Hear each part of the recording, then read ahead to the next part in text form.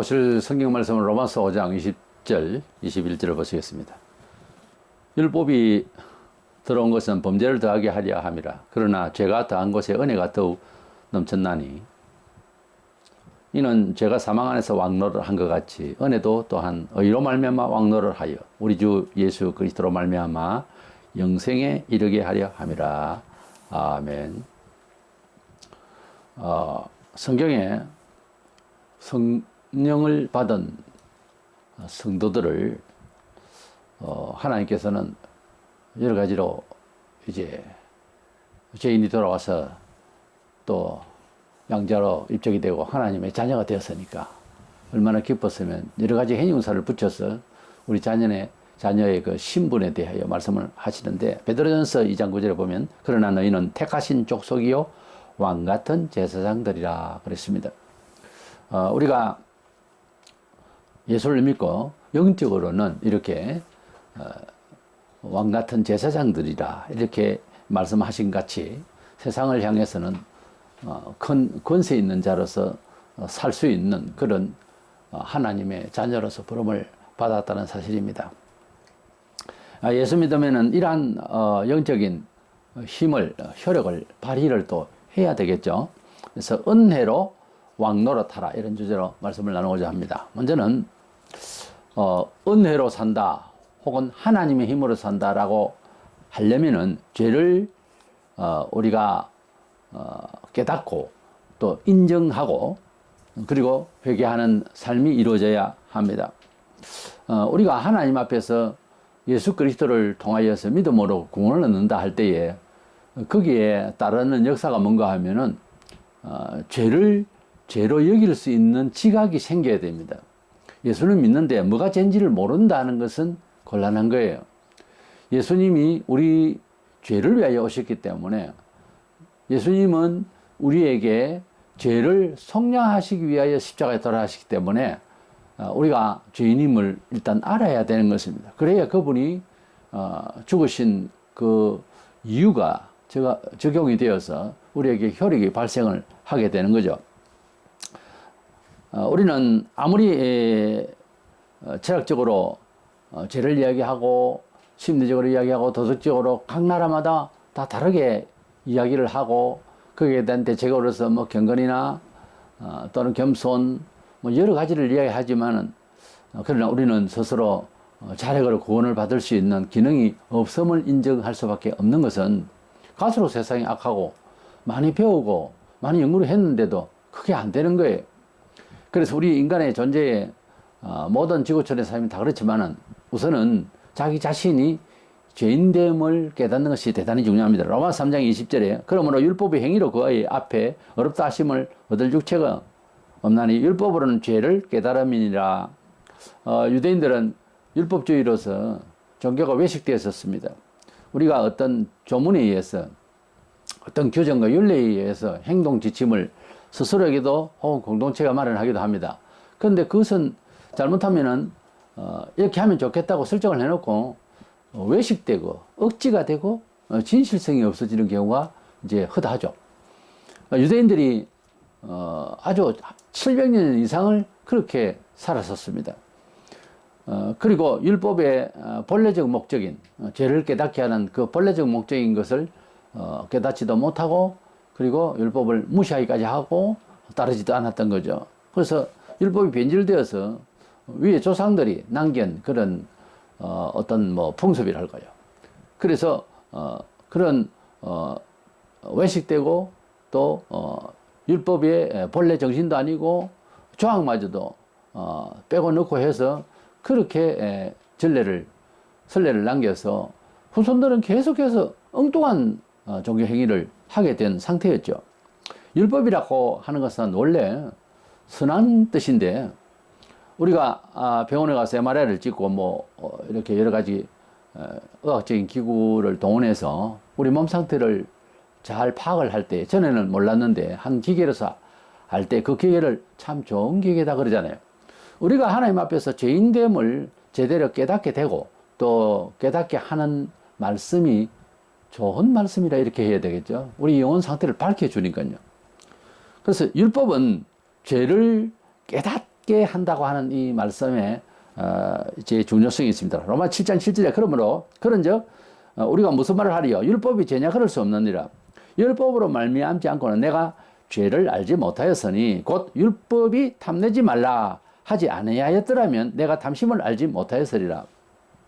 이것은 욕심이다, 탐심이다, 이것은 과분한 거다, 이런 기준이 어디 있느냐는 거예요.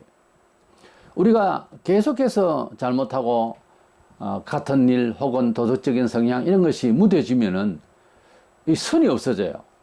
그럼 죄가 죄스럽지 않단 말이에요. 죄가 돼야 되는데 죄라고 생각을 안 하는 양심이 되어버릴 때 이게 보통 문제가 아니에요. 그것은 사람의 보통 양심 도덕성으로서는 금방 그렇게는 안 됩니다. 거듭되면은 무던해져서 이것이 감각이 무뎌져서 결국은 죄로 인정치 아니하는 거죠. 우리가 그 분리수거를 해서 마대 자료를 5군데를 이렇게 정렬을 해놨습니다. 70이 넘은 할머니가 지나가다가 하나를 빼가는 거예요. 또 빼가는 거예요. 그래서 한 번은 빼갈래 하는 것을 붙들었습니다. 이렇게 많은데 하나 가져가면 어떠냐. 자, 이것이 말이 안 되는 이야기지 않습니까? 나이가 들면 사람이 되어간다. 거짓말이에요. 자기를 수양하지 아니하고 성찰하지 않으면 나이가 들어도 안 됩니다. 믿음도 마찬가지고. 그래서 일상의 인생을 살아오면서 어떻게 살아왔길래 한순간에 시험이라는 건 있을 수가 있어요. 아차, 잘못됐구나. 아이고, 미안합니다. 생각을 잘못했습니다. 이렇게 해야 될 상황일 때는 이해를 할 수가 있는 거죠. 그런데 이 많고 많은데 하나 가져가면 어떠냐 이거예요. 그것을 그렇게 말하는 것은 잘못된 양심이라고 하는 입장을 계속 그 설명을 해도 못 알아듣는 거예요. 우리가 하나님 앞에서 뭔가 잘못하고 있다는 것을 안다고 하는 것은 굉장한 자기 발견이에요. 우리가 예수를 왜 안 믿느냐 하면은 어떤 종교적 도덕성으로 가지고 그 판단을 해도 이해가 가요. 죄인인 줄 모르기 때문에 속량해 주실 예수님의 그 십자가의 보혈의 은혜를 못 받아들이는 거예요. 그런 이유가 없는 거예요. 받아들일. 여기서 이제 문제가 있는 거죠.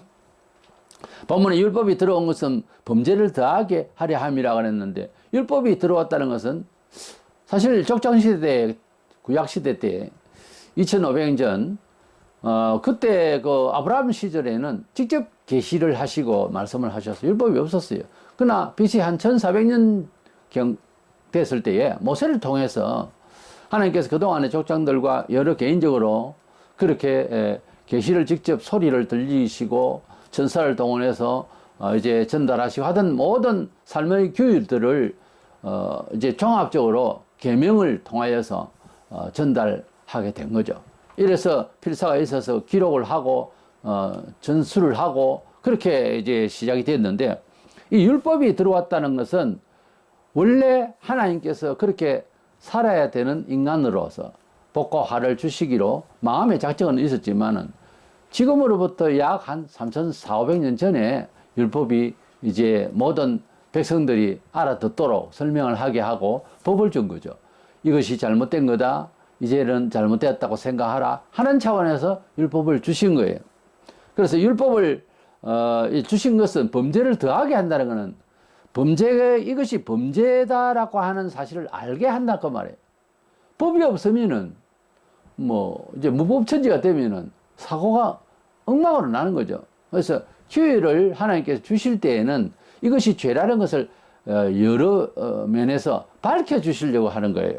그래서 율법은 죄를 규정하는 그 일을 하지만은 죄를 없이 하는 능력은 없어요.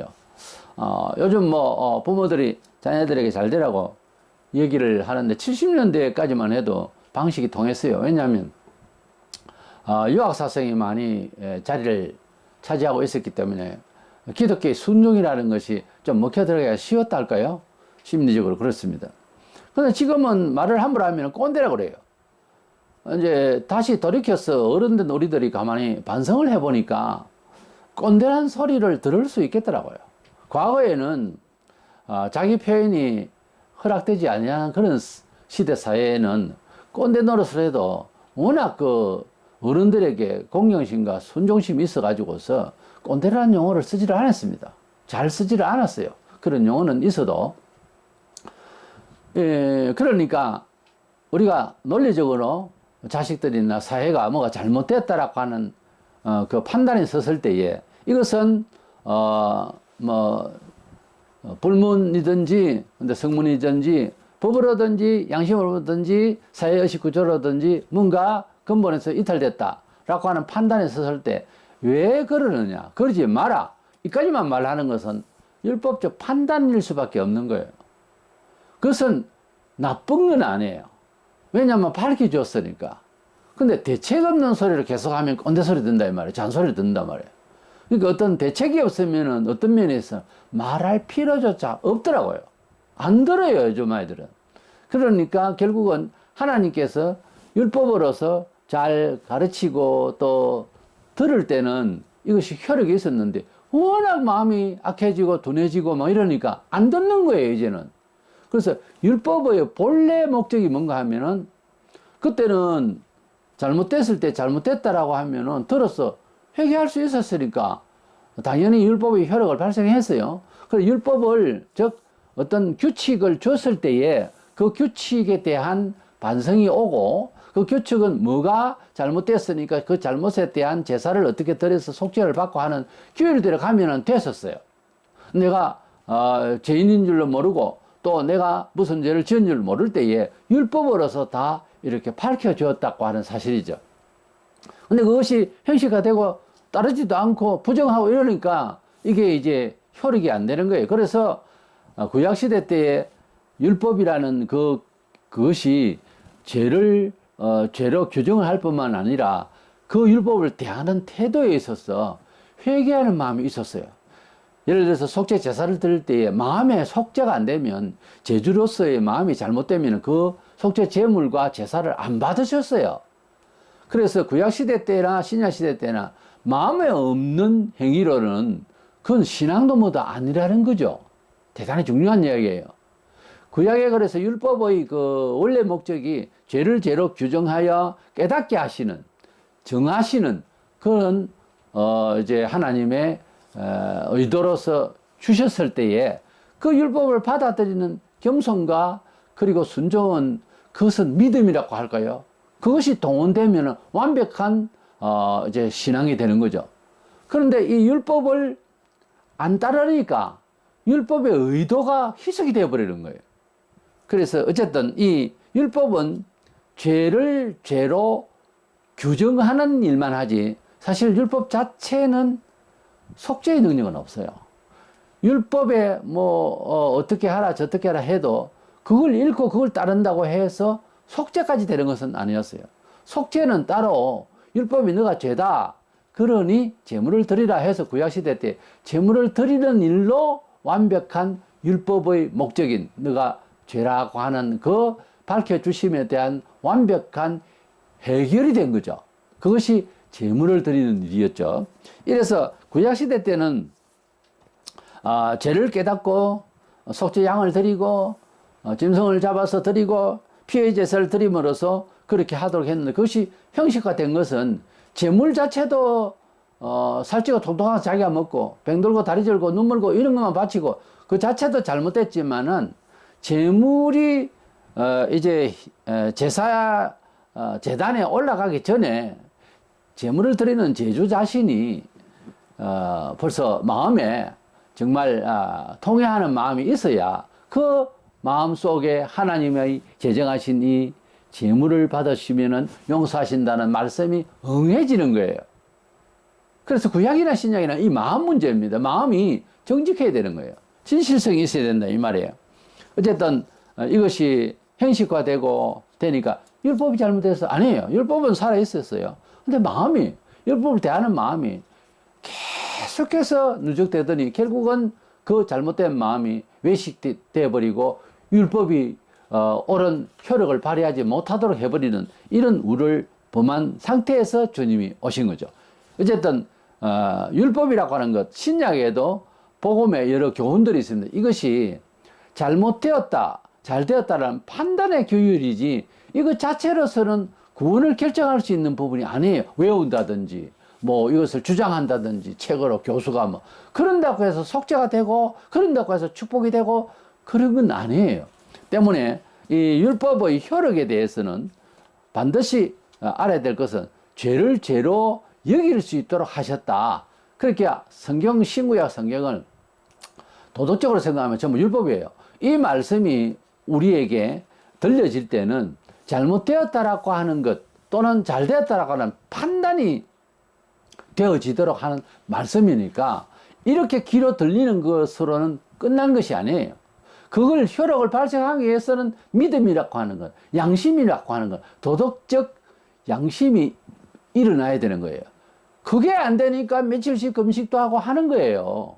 사실은 그게 됩니까? 일상에서 잘 되면 그대 영혼은 참 맑은 영혼이에요. 그게 잘 안 되잖아요. 옳거니 그러려니 그러고 앉아 있잖아요.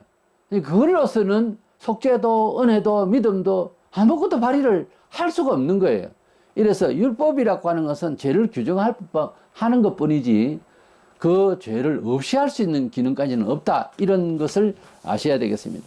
그러면 우리가 예수 안에서 이제 왕노릇 할 수 있는, 의의 왕노릇 할 수 있는 존재로 부름을 받았는데, 두 번째 생각하는 것은 우리가 하나님을 만나고 예수 그리스도 안에서 속죄를 얻도록 하신 규약 안에 들어가면 이것은 단순한 인격체가 아니고 이제는 뭐 세상 사람들은 하나님 없다 하지만 하나님께서 함께 하심으로써 세상을 살아가는 법칙이 우리가 예수 믿고 아무리 연구를 하고 많은 다른 사람들이 얘기를 듣고 해도 본성이 너무나도 오랫동안 조상 대대로 DNA가 알아서 산다는 생각이 먼저 우리 속에서 일어나게 되어 있어요. 8, 90% 이상이 그래서 하나님의 말씀을 계속해서 묵상을 하고 입으로 고백하고 할 필요가 있다는 것입니다. 우리가 들었는데 규정만 들은 거예요. 복된 소리만 들은 거예요. 그러나 복된 소리로만 귀로 들려가지고는 안 되는 거예요.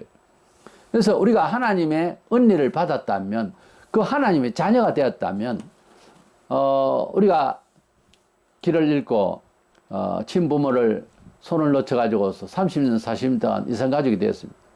그러다가 어떤 정말 좋은 분이, 자기 아들로 삼겠다고 양자로 삼아줬습니다. 다 큰 사람을 양자로 삼으니까 그동안에 유리방황하던 버릇은 있습니다. 그렇지만은 이제부터 신분이 바뀌어버렸어요. 어떤 뭐 기업의 회장에 양자로 들어갔는데 자기 친아들보다 더 사랑을 많이 하고 그렇게 해준다고 하는 그런 소문이 이제 자자하게 된 겁니다. 그러다 보니까 험하게 살던 이 사람이 밖으로 나가면은 과거의 나로 안 봅니다.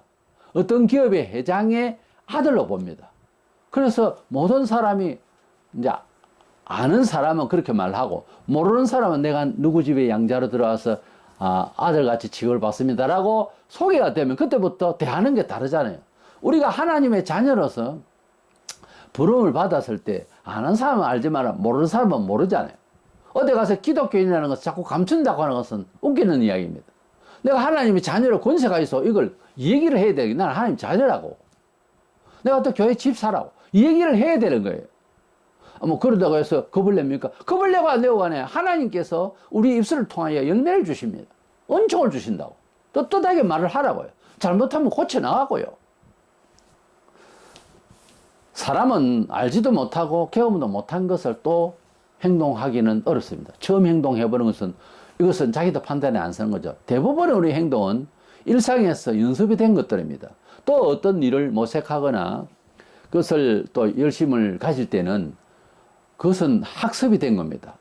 어떤 가능성을 배운 거죠. 책으로 통해서나 많은 사람을 통해서 배운 거죠. 사람이 일생을 살면서 배움이 없다는 자체는 이거는 죽은 자와 마찬가지입니다. 멍청한 거죠. 이거 얼수 없는 거예요. 안 배우면 돈이 없어서 안 배운다. 천만에요. 배우려 하면 길은 다 있습니다. 이래서 학습이 많이 된 사람과 되지 않는 사람의 차이는 뭐 어떤 면에서 거의 짐승과 사람 차이처럼 그렇게 통하지 않습니다. 우리는 학습이 되어야 될 줄로 압니다. 우리가 하나님의 은혜를 제대로 깨닫고 또 우리가 하나님의 그 은혜가 실제적으로 세상을 살아가는데 역사하신다고 하는 것을 확실히 깨달으면 아주 색 있는 사람처럼 살게 되어 있어요. 너무 은혜에 빠지게 되면은 아무런 걱정이 없고 모든 사람이 이거는 잠시 실험같이 말하지만 눈 아래로 보입니다. 그러니까 도전을 하는데 넉넉히 이기는 마음으로 본다고요.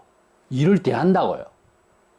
어떤 면에 있어서는 교양으로만 살락하는 사람은 너무 교만하다. 왜 저렇게 혼자 잘났고 당당할까? 그렇게 말해요. 서양에는요, 나는 잘할 수 있습니다 라고 자기를 긍정하고 자신만만한 것을 굉장히 좋아해요. 왜냐하면은 믿음으로 사는 사람은 원래 성경적으로 보면 당당하잖아요. 그 당당함이 사회 인격으로도 가령 어떤 대회에 나왔는데 아마추어로서 이제 나왔어요. 그래서 AGT 같은 아메리칸 갓 탤런트 건데 보면은 어떤 사람이 나와서 오늘 이제 이렇게 노래로서 승부를 걸려고 하는데 어떤 각오냐 이렇게 물었을 때에 하는 말이 나는 여기서 경쟁을 하러 온 것이 아니고 우승하러 왔습니다. 아주 당당하게 뭔가를 보여주겠습니다 하고 아주 확실하게 말을 할 때 모든 청중들과 거기에 심사위원들이 우리는 그런 말을 참 좋아한다라는 뭐 다른 데도 그런 경우가 많죠.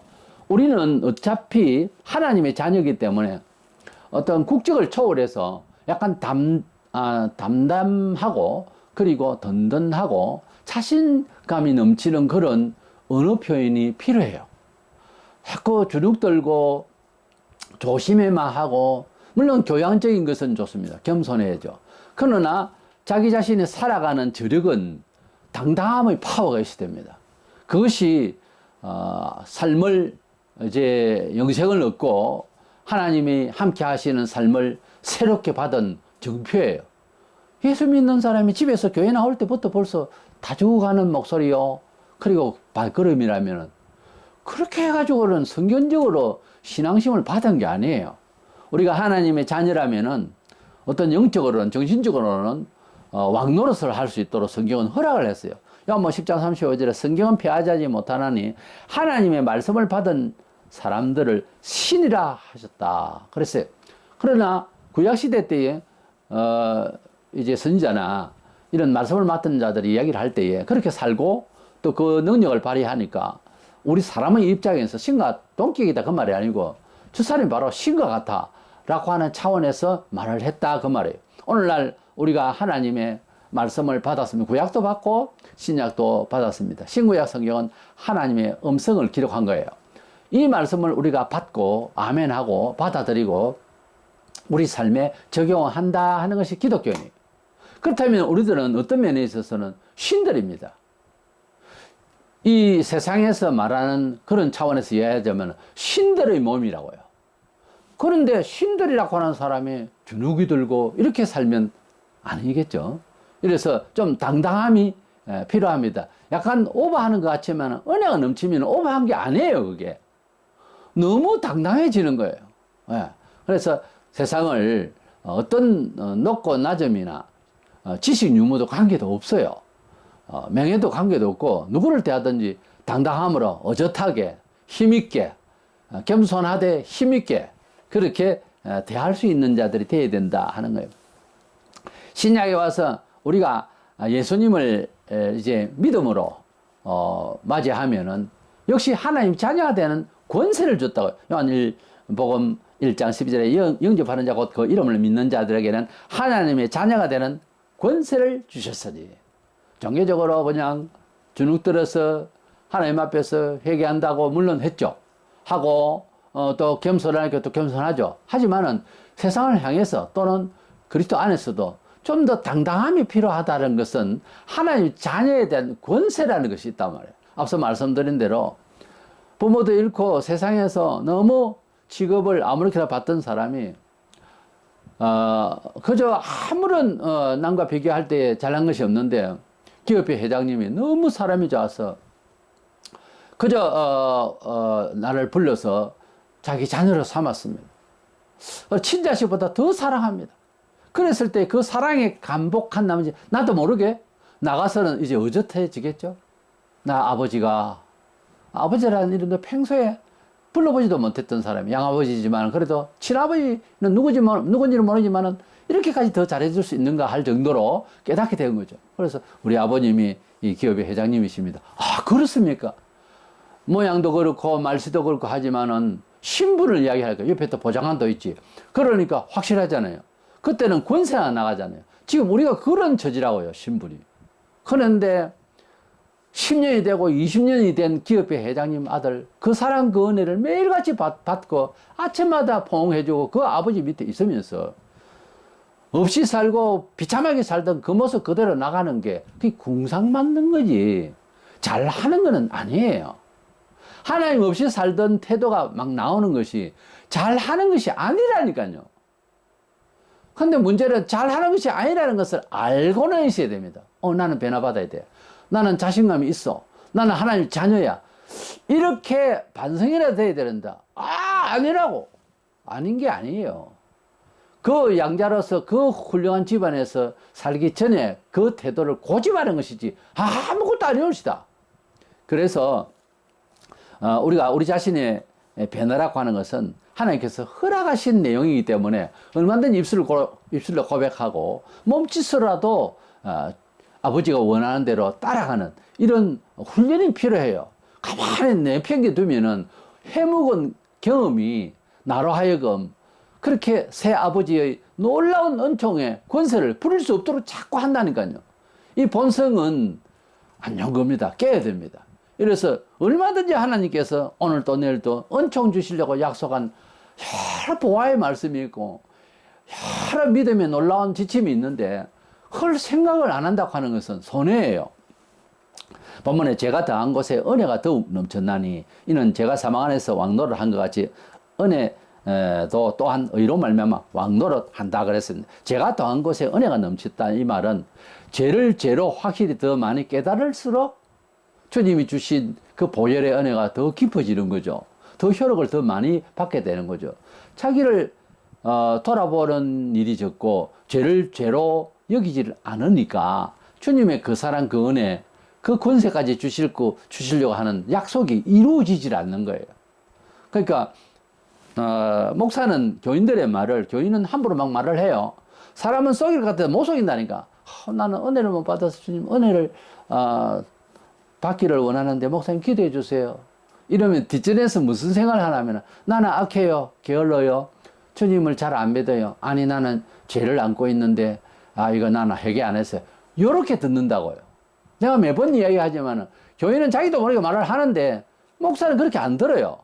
왜냐하면은 은혜를 받으면 그렇게 말을 안 하거든요. 은혜를 받았다는 말은 죄를 회개했다는 말이에요. 가만히 있는데 은혜가 풍성했는데 그렇게 안 돼요. 구약시대나 신약에 똑같아요. 어떤 액션이 필요합니다. 행위가 가고 그 믿음에 대한 상징적인 어떤 삶의 변화를 추구하고 액션이 있을 때에 하나님께서 은총을 주셔서 권세를 누리게 하신다고요. 그것을 강조하는 게 야고보서예요. 야고보서가 잘못된 게 아니란 말이에요. 루터는 믿어서 구원받는다는 당대의 행위규칙을 정치적으로 여러 가지로 교황체제에서 그걸 반박한다고 믿음 하다 야고보서를 지푸라기 성경이라고 하고 비하해버렸는데 그건 잘못된 거죠. 아무리 루터 집안은. 이래서 우리는 죄가 그동안에 즉 죄된 세상 끝도 없고 희망도 없고 소망도 없고 사회의 세계도 깨닫지도 못하게 하고 알지도 못하는 이 세상의 법칙이 나로 하여금 그가 나를 이끌었던 공중권세 잡은 자 지도하에서 나도 모르게 끌려다니던 끌려가던 이 습성이 가만히 생각해보면 이건 내가 아닌 거야. 그래서 죄가 나를 왕노릇 했다 이런 뜻이고요. 이제는 예수를 믿어서 예수님 안에서 하나님이 허락하신 속죄하셨죠. 잘되게 하시려고 하는 말씀이 있죠. 이러니까 이 말씀대로 우리가 끌려가는 것을 왕노를 하는 것이다 그 말이에요. 그러니까 하나님께서 주시고자 하는 은총의 메시지가 규약이 믿음의 도가 나로 하여금 지배를 할 수 있도록 하라는 거예요. 그것이 가만히 멍청하게 되는 것이 내가 자신이 손에 지금 가슴에 품고 그것을 지배적으로 할 수가 있어요. 그래 하려면 무조건 회개해야 되는 거예요. 그래 하려면 무조건 믿어야 되는 거예요. 물론 믿음 앞에 회개해야 됩니다만. 이래서 우리가 죄가 우리로 하여금 끌고 갈 때 가령 뭐 알코올 중독자나 게임의 중독자들 보면은 자기는 원치 않는데요. 오늘 아침 눈을 뜨면 나는 오늘은 이제 그만 이제 게임을 해야지. 오늘은 술을 그만 먹어야지. 그래 놓고 또 게임하고 또 이제 술을 마시러 또 갑니다. 이거 왜 이러냐면은 지배가 그쪽이 강한 거예요. 내 의지보다. 사람은 어쩌면 여러 다방면에서 문화생활을 하는데 너무 심취해버리면 그게 나를 끌고 가는 거예요. 취미시간도 마찬가지로 계산을 해봐야 되는 거예요. 이게 지금 내가 좋아서 내 휴식과 힐링을 위해서 하는 건지 아니면 나를 끌고 가는 건지 가만히 생각을 해봐야 되는 거예요. 낚시도 마찬가지로 뭐 낚시광이라고 그러죠. 끌고 가면 어느 바위에서 어떻게 아주 위험한 데서 낚시를 하면 잘 때리라고 그까지 이제 가버리는 거예요. 그래서 사고를 당해서 사망하는 경우도 들어 있어요. 등산도 마찬가지죠. 뭐 어디 산 좋은데 물론 건강을 위해서 그러나 너무 기어이 올라가려고 하다가 떨어져 죽으면 그거는 본받을 만한 일은 아니거든요. 도전이라는 철학적 의미를 줬는지 모르지만 그건 아니에요. 무리한 거예요. 육체의 연습은 약간의 유익이 있다. 우리가 삶을 살아가는데 모든 문화의 영역이 다 마찬가지예요. 주를 향하여 그걸 숨겨줘. 그렇지 않는다면은 목숨을 걸 만한 일은 세상에 없어요, 잘. 빌립보 4장 13절에는 내게 능력 주시는 자 안에서 내가 모든 것을 할 수 있느니라. 사도 바울이 한 말인데요. 뭐 그렇다고 해서 돈이 많아서 내 마음대로 부르겠다. 그게 아니에요. 매 맞고 험한 꼴을 보고 했어요. 그런데 약하나 강하나 간에 하나님의 자녀로서의 권세로서 모든 것을 내가 적응하겠다. 적응할 수 있다. 이런 차원이 돼야 되는 거예요, 원래. 그래서 그리스도인의 그 가장 큰 위력과 힘은 모든 범사에 적응이 가능하다는 거죠. 그건 난 못해요. 물론 못할 수도 있고 한데 그것을 잘할 수 있는 그런 용기 같은 것을 잃지를 않는다 그거예요.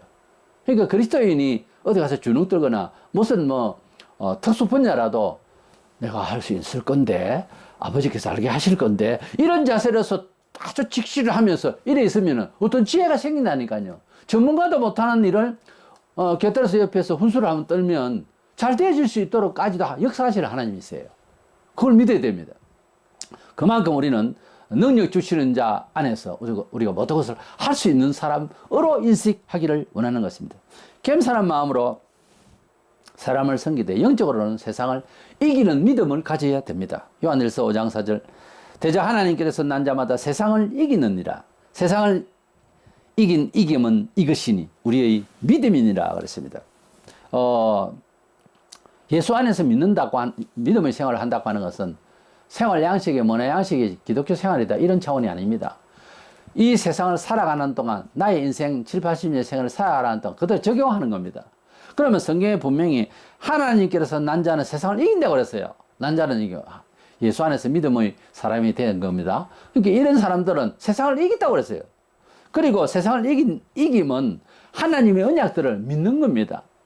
그러니까 믿으려 하니까 안 믿어지는 것까지는 문제는 있어요. 성경에 자세히 그렇게 뒤에 토를 안 다뤘지만 그 회개가 문제가 있습니다. 간절함이 문제가 있습니다. 경건함이 문제가 있습니다. 노력과 피나는 그런 피땀 흘리는 기도와 아주 자기와의 투쟁이 필요해요, 사실은. 그래서 성화 생활을 잘 하게 되면요, 놀랍게도 범사에 자신감이 생겨요. 뭐든지 할 수 있다. 그래. 하나님께서 지혜 주시옵소서 하고 힘 주시옵소서 하고 기회 주시옵소서 하고 그렇게 기회가 자꾸 생기는 거예요. 물론 너나 할 것이 다 최상으로 간다 이런 뜻은 아니고요. 내가 충분히 행복할 수 있는 단계까지는 다 갈 수가 있는데 넉넉히 받을 수 있는 것을 마다하거나 관심이 부족해서 안 된다면 이건 자기 손해예요.